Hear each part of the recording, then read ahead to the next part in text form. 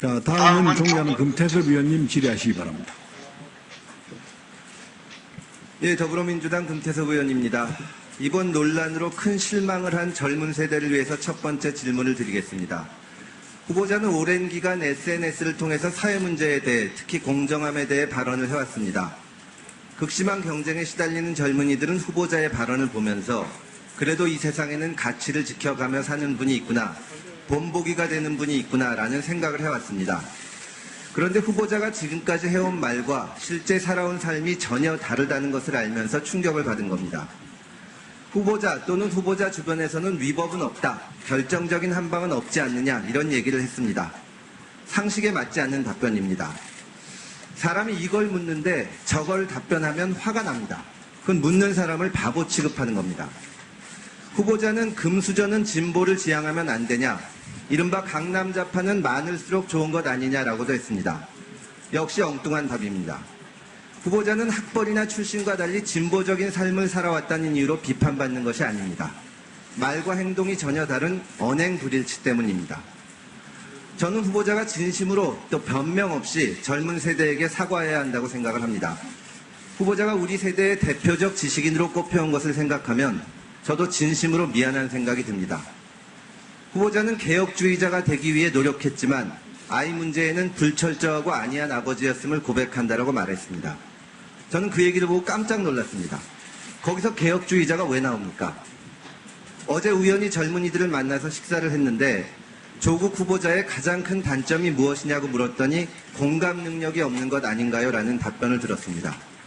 모두 발언에서 사과하셨지만 후보자는 이 자리에서 지금까지의 언행불일치, 그리고 젊은이들의 정당한 분노에 대해서 동문서답식의 답변을 한 거에 대해서, 동문서답식의 답변을 해서 상처를 깊게 한 것에 대해서 진심으로 사과할 생각은 없으신지요?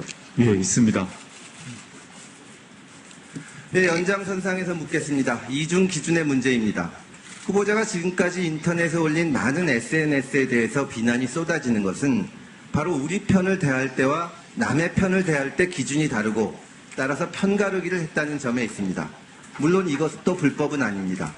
그러나 어느 편이냐에 따라서 잣대가 달라졌다는 것은 공정함을 생명으로 해야 하는 법무부 장관 후보자로서 큰 흠이 될 수도 있다고 생각을 합니다. 이러한 비판에 대해서 후보자는 어떤 입장이십니까? 그 비판의 취지 충분히 이해를 하고 제가 성찰하고 있습니다. 우리나라는 강한 나라지만 분단의 부담을 지고 있고 주변 강대국에 둘러싸여 있습니다. 그래서 무엇보다 국민들의 통합이 중요합니다.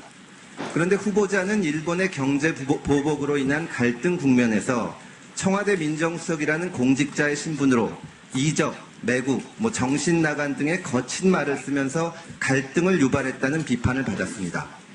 청와대에서 일하는 고위공직자로서 공식 견해인지 사적인 주장인지 분명하지 않은 발언을 한 것도 적절하지 않다는 지적이 많았습니다. 이러한 지적에 대해서 어떻게 생각하십니까? 당시 맥락이 좀 있었습니다만은 돌아보았을 때 거친 발언이었다고 생각하고 있습니다. 인사청문회를 불과 며칠 앞두고 강제 수사에 나선 검찰의 행태는 비판을 받아서 마땅을 합니다. 수사권과 기소권을 독점한 권력기관이 마음대로 칼을 휘두르는 형국입니다. 검찰이 저런 행태를 보이는 데는 그 이유 중 하나에는 특수부가 지나치게 막강해진 점을 들 수 있습니다. 후보자가 민정수석으로서 검찰 인사에 관여하는 동안 소위 특수통검사는 대약진을 했습니다. 인사, 조직 등 기획부서까지 특수검사들이 차지했습니다. 검찰 내부의 균형이 깨진 겁니다. 예전에 저도 수사를 많이 했지만 중수부 같은 곳에서 수사를 하는 검사들은 앞으로 나가고 싶어하는, 고하고 싶어하는 그 속성이 있습니다.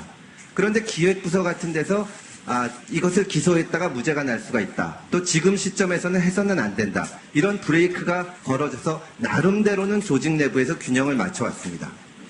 그런데 지금처럼 특수부 검사가 모든 지위를 다 차지하고 모든 보직을 차지하고 있으면 권력기관의 속성상 권한의 남용이 나올 수밖에 없습니다. 윤석열 검찰총장 휘하에 거의 모든 요직을 특수통 검사로 채운 것은 후보자가 민정수석으로 있을 때입니다. 또한 후보자가 주도적으로 만든 수사권 조정 정부안을 보면 검찰의 특수수사 기능은 거의 그대로 유지하는 것으로 되어 있습니다. 저를 비롯한 여러 의원들이 그렇게 하면 검찰의 권한을 약화시키는 것은 불가능해지고 언젠가 큰 부작용이 생길 것이라고 여러 차례 충고를 했습니다. 그럼에도 후보자는 검찰의 사정기관을 유지하거나 오히려 강화하는 입장을 바꾸려고 하지 않았고 지금의 수사권 조정안을 내놨습니다. 일부에서는 지금 검난이라고까지 부르는 이번 사태를 통해서 후보자가 검찰 개혁에 대해서 지금까지 견지해온 입장에 문제점이 드러났다고 봅니다. 이런 지적에 대해서 후보자의 입장은 어떻습니까? 수사권 조정안 같은 경우는 두 장관님이 합의하신 것이고 그 두 장관님은 그 당시 시점에 경찰, 검찰의 의견을 존중하면서 절충한 것입니다.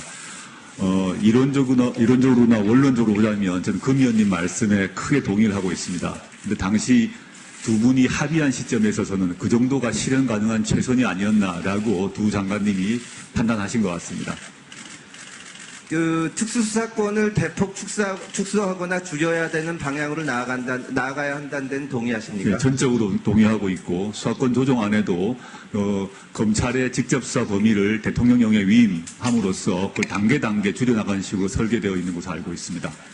예, 후보자에 대해서 지지하시는 분들도 있고 반대하는 분들도 있지만 제가 짚어본 여러 문제점 또 검찰 개혁에 대한 안이한 접근 등을 보면서 후보자가 과연 법무부 장관에 적합한 검찰 개혁의 적임자인지에 대해서 많은 분들이 의문을 제기하고 있는 것도 사실입니다. 더군다나 후보자 주변은 지금 압수수색 등 검찰의 강제 수사를 받고 있습니다. 후보자는 검찰 개혁이 시대적 과제라고 말했습니다. 저도 100% 동감합니다. 그런데 지금 상황에서 이런 여러 가지 문제점과 검찰 수사를 놓고 보면 후보자가 과연 검찰 개혁의 적임자인지 여부가 논란의 핵심입니다. 후보자가 여러 소명의식 이런 말씀을 하셨는데 왜 자신이 검찰개혁의 적임자고 지금 법무부 장관이 되어야 되는지 객관적인 근거를 들어서 말씀해 주시기 바랍니다. 따끔한 질책의 말씀 너무 감사드립니다. 저로서는 제가 지금 아까 지적하셨던 제 주변 제 가족이 수사를 받고 있다는 점 그리고 저의 과거 여러 발언에 문제가 있다는 점을 인정합니다. 그러면서도 지금 문재인 정부 국정과제의 가장 중요한 과제 중에 하나가 검찰개혁 법무부 탈검찰안입니다. 제가 청와대 민정수석 비서관으로 일을 하면서 그 일에 처음부터 나오기 끝까지 관여를 했고 그 과정에서 관련된 여러 기관들과 계속 조율하고 협의를 해왔습니다. 그러한 점에서 제가 매우 부족합니다만은 그 점에 있어서는 제가 잘할 수 있지 않을까라고 감히 말씀드리는 것입니다. 제가 물론 저보다 훨씬 능력과 도덕성에서 뛰어난 분이 분명히 계실 거라고 생각을 합니다. 지금 시점에서 지금까지 쭉 진행되어 왔던 그 과제를 마무리를 하고 그 다음에 제가 물러나야 되지 않을까라는 생각을 하고 있습니다.